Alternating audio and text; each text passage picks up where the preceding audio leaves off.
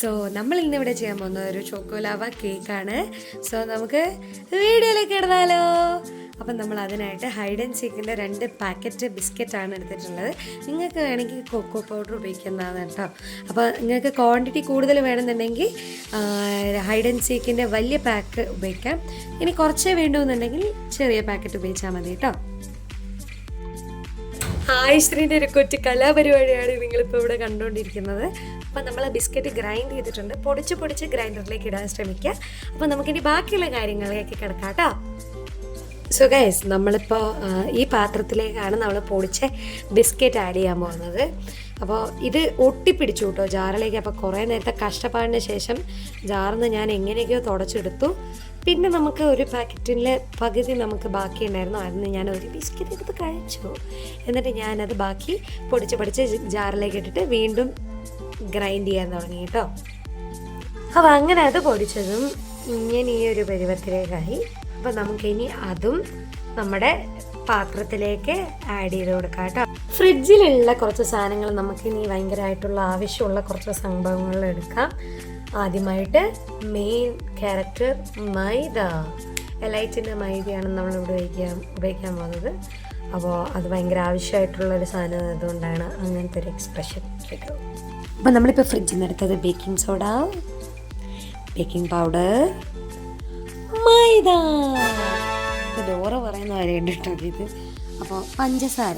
Okay, പഞ്ചസാര നമ്മുടെ മെയിനാണല്ലോ. അപ്പോൾ വാനില എസൻസ് കൊടുത്തിട്ടുണ്ട്. അപ്പോൾ നമുക്കിത് ഭയങ്കര ആവശ്യമാണ് കേക്കിലൊക്കെ ഉപയോഗിക്കുന്നതുകൊണ്ട്.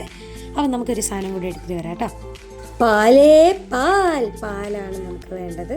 അപ്പോൾ പാൽ ഇനി നമുക്ക് എല്ലാ സാധനങ്ങളുമായി. ഇനി നമുക്കിതൊക്കെ പതുക്കെ മിക്സ് ചെയ്ത് തുടങ്ങാം കേട്ടോ.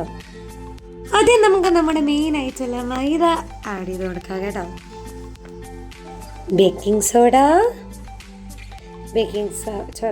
ബേക്കിംഗ് പൗഡറാണ് കേട്ടോ. സോറി ക്ഷമിക്കുക. ബേക്കിംഗ് പൗഡർ നമുക്കൊരു ഇത്തിരി കയ്യിൽ നിന്ന് ഇങ്ങനെ ഉപ്പൊക്കെ നുള്ളിയെടുക്കുന്ന പോലെ എടുത്തിട്ട് ആഡ് ചെയ്ത് കൊടുക്കാം കേട്ടോ. അമ്മമ്മ എന്തൊക്കെയോ ഉപയോഗിക്കുന്ന കാര്യങ്ങൾ പറയുന്നുണ്ട്. ഞാൻ എന്തിനൊക്കെയോ തലയാട്ടുന്നുണ്ട് കേട്ടോ. എന്തായിരുന്നു കാര്യം എന്ന് ഞാൻ മറന്നുപോയി. അപ്പോൾ കത്രിക വെച്ചിട്ട് നമ്മൾ ബേക്കിംഗ് സോഡ മുറിച്ചിട്ടുണ്ട്. അതും ഒരിത്തിരി മതി, കാരണം വല്ലാണ്ടിട്ട് കഴിഞ്ഞാൽ പൊങ്ങി വരും കേട്ടോ. ഇനി നമുക്കിത്തിരി വാനില എസൻസ് ആഡ് ചെയ്ത് കൊടുക്കാം കേട്ടോ. വാനില എസൻസ് പൊട്ടിച്ചിട്ടില്ല, നമുക്കിനി ഇത് പൊട്ടിക്കണേ.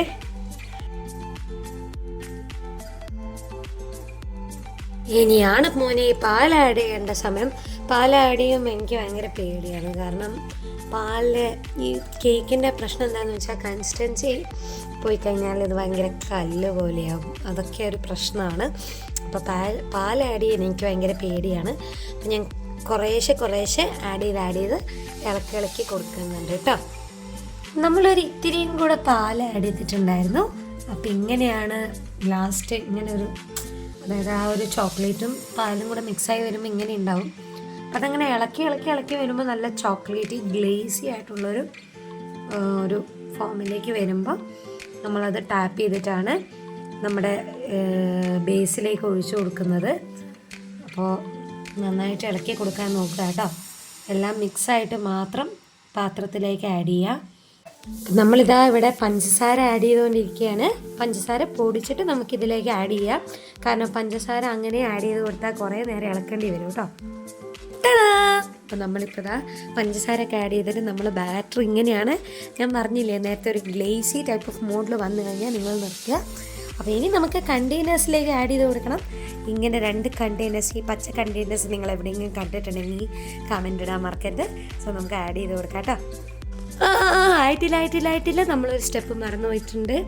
നമ്മളെ മൗൾഡിലേക്ക് നമ്മൾ ഇത്തിരി ബട്ടർ സ്പ്രെഡ് ചെയ്ത് കൊടുക്കുക. അല്ലെങ്കിൽ നിങ്ങൾക്ക് ബട്ടർ പേപ്പർ യൂസ് ചെയ്യാം. അപ്പോൾ ഞാനിവിടെ കത്തിയും ബട്ടറൊക്കെ ആയിട്ട് റെഡി ആയിട്ടിരിക്കുകയാണ്. അപ്പോൾ അയ്യോ എൻ്റെ അമ്മേ, ബട്ടർ ഭയങ്കര കൂടുതലായി പോയിട്ടുണ്ട്. അപ്പോൾ ഒരു ചെറിയ പീസ് മതി നമുക്ക് കേട്ടോ. എന്നിട്ട് ബട്ടർ മൊത്തം സ്പ്രെഡ് ചെയ്ത് കൊടുക്കുക. നമുക്കൊരു ഇത്തിരി ബട്ടർ കഴിച്ചു നോക്കുക. അത് സോൾട്ടഡ് അല്ല, അൺസോൾട്ടഡ് ഉപയോഗിക്കാൻ നോക്കുക കേട്ടോ. ഇത്തിരി ബട്ടർ എടുത്തിട്ട് നമ്മൾ മൗൾഡിലേക്ക് മൊത്തം സ്പ്രെഡ് ചെയ്ത് കൊടുക്കുക കേട്ടോ. അങ്ങനെ ഫൈനലി നമ്മുടെ ബാറ്റർ റെഡി ആയിട്ടുണ്ട്. അപ്പം നമുക്കിനി ഇത് മൗൾഡിലേക്ക് ഒഴിച്ചു കൊടുക്കാം കേട്ടോ. അപ്പം അങ്ങനെ നമ്മൾ ഡയറി മിൽക്ക് നടുക്ക് വെച്ച് കൊടുക്കാൻ പോവാണ്. ചോക്കോലാവ കേക്ക് അല്ലേ, സാധാ കേക്കാണെങ്കിൽ അങ്ങനെയൊന്നും വേണ്ട ആവശ്യമില്ല കേട്ടോ. അപ്പോൾ ചോക്കോലാവ കേക്കിന് നമ്മൾ ഡയറി മിൽക്ക് നടുക്ക് വെച്ച് കൊടുക്കുക. ഓക്കെ, അപ്പോൾ നമ്മുടെ ഇന്നത്തെ ഐറ്റം എന്ന് വെച്ചാൽ ചോക്കോലാവ കേക്കാണ്. പുറത്ത് മഴയും പാട്ടും ഉള്ളതുകൊണ്ട് ചെറിയൊരു ഡിസ്റ്റർബൻസ് ഉണ്ടാവും കേട്ടോ, സോറി.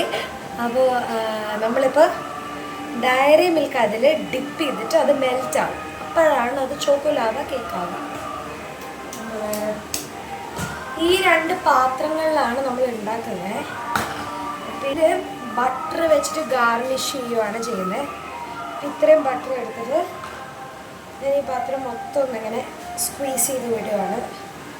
കൈ കൊണ്ട് ചെയ്യുമ്പോൾ കുറച്ചുകൂടി കൺവീനിയൻ്റ് ആണെന്നുണ്ടെങ്കിൽ ഞാൻ അങ്ങനെ ചെയ്തോളൂ കേട്ടോ. പക്ഷേ you should be in a neat hands. Okay, അങ്ങനെ നമ്മൾ ചോക്ലേറ്റിൻ്റെ ബാറ്റർ ഇതാ ഇങ്ങനെ മൗൾഡിലേക്ക് ആഡ് ചെയ്ത് കൊടുക്കുകയാണ്. നമുക്കിവിടെ ബട്ടർ പേപ്പർ ഇല്ലാത്തതുകൊണ്ടാണ് നമ്മൾ ബട്ടർ ഫുൾ ഗാർണിഷ് ചെയ്തിട്ട് നമ്മൾ ചെയ്തത് കേട്ടോ. നിങ്ങൾക്ക് ഇനിയിപ്പോൾ ബട്ടർ പേപ്പർ ഉണ്ടെന്നുണ്ടെങ്കിൽ നിങ്ങൾക്ക് അങ്ങനെ ചെയ്യാവുന്നതാണ്. അപ്പോൾ ഞാൻ ഒരു ഓവനിൽ, അതായത് ഒരു ബേക്കിങ്ങിൽ തന്നെ ഞാൻ 2 പാത്രങ്ങളാണ് കേട്ടോ വയ്ക്കുന്നത്. അപ്പോൾ ഡയറി മിൽക്ക് നമ്മൾ പീസാക്കി എടുത്തിട്ട് നടുക്ക് വെച്ച് കൊടുക്കുന്നുണ്ട്. ഞാനിവിടെ സ്വന്തമായിട്ട് വീഡിയോ എടുക്കുന്നതുകൊണ്ട് ചെറിയൊരു പ്രോബ്ലം ഉണ്ട്. കാരണം എനിക്കാരെങ്കിലും വീഡിയോ എടുത്ത് തരുവാണെങ്കിൽ എനിക്ക് കറക്റ്റുള്ള പ്രോസസ്സിങ്ങൊക്കെ കാണിച്ചു തരാൻ പറ്റുമായിരുന്നു. പക്ഷേ നമ്മൾ ഡയറി മിൽക്ക് നടുക്ക് വെക്കുന്നുണ്ട് കേട്ടോ. ഓക്കെ, കുറേ ദിവസത്തിന് ശേഷം നമ്മുടെ ആഗ്രഹം നമ്മൾ സഫലീകരിച്ചിരിക്കുകയാണ്. നമ്മൾ ചോക്കോലാവ കേക്ക് ബേക്ക് ചെയ്തിട്ടുണ്ട്. നമ്മൾ ഫോർക്കിട്ട് ടെസ്റ്റ് ചെയ്യുവാണ് ബേക്ക് ആയിട്ടുണ്ട്. അപ്പം പെർഫെക്റ്റ് ആണ്, കാരണം നന്നായി ബേക്ക് ആയിട്ടുണ്ട് കേട്ടോ. ഗൈസ്, നമ്മുടെ പാത്രത്തിന് ഇത്തിരി ചൂടുണ്ട്. അപ്പോൾ അതുകൊണ്ട് നമ്മളത് പതുക്കെ പുറത്തേക്ക് എടുക്കുകയാണ് കേട്ടോ. നല്ല അടിപൊളിയായിട്ടുണ്ട്. അപ്പം നമുക്കിനി ഇത് പ്ലേറ്റിലേക്ക് ഇട്ട് നോക്കാം. ഇത് പുറത്തേക്ക് വരുന്നില്ല ഗൈസ്.